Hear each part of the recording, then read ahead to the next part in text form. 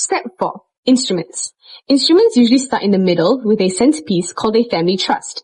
To better explain, we will use a married couple, Dave and Shirley, as an example. In 2024, Dave and Shirley created a family trust with a trust deed included. A deed is essentially a legal document in the trust. In the trust, there are a few instruments that Dave and Shirley included. Firstly, pour-over wills. This will is a simple document detailing that if Dave or Shirley dies, the assets will be poured into the trust, which will then be distributed to the respective beneficiaries. Note that the pour-over will does not specify the details regarding how the assets will be distributed. So, in the case of the couple, Dave and Shirley wrote one pour-over will each. Secondly, lasting power of attorney, also known as LPA. LPAs are legal documents that allow Dave and Shirley to appoint one or more persons, called donees, to make decisions and act on their behalf if they lose mental capacity in the event of illnesses or accidents. It helps ensure that Dave's and Shirley's affairs are managed according to their wishes, even if they are unable to make the decision for themselves. As Dave and Shirley are concerned about possible mental incapacity, they prepare LPAs for each of them. Thirdly, nominations. Having a family trust in 2024 is extremely useful as Dave and Shirley can now nominate their CPF money and insurance payouts to the trust without worrying about a lump sum distribution to their children who are minors. After Dave and Shirley decided on the different instruments to be used in their family trust, let us take a look at how the trust will be distributed to the respective beneficiaries. There are usually three main groups of beneficiaries.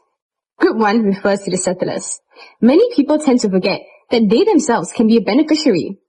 A trust is not only set up in a way to take care of your children, but also for yourselves, to enjoy the fruits of your labor. Hence, Dave and Shirley are the first group of beneficiaries in their family trust. This is especially relevant when either Dave or Shirley falls sick or becomes mentally incapacitated.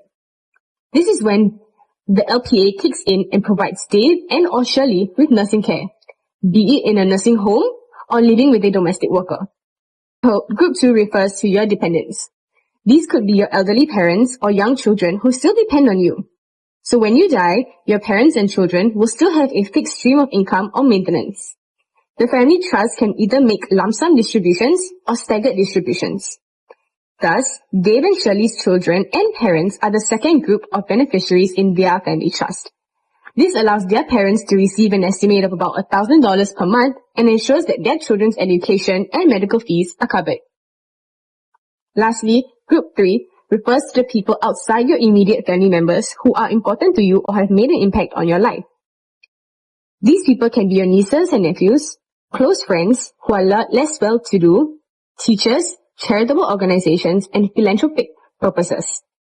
Group 3 is important as if Groups 1 and 2 are no longer around, your remaining trusts can still be passed on to them, making Group 3 your final beneficiary. Lastly, Letter of Wishes. Now this is the most important part of the family trust. Letters of wishes are essentially an instruction manual explaining how the distributions of assets are to be made by your executor and trustee according to your wishes, conditions, and values. Overall, this is how you can utilize different instruments such as wills, LPAs, nominations, and letters of wishes in your family trust.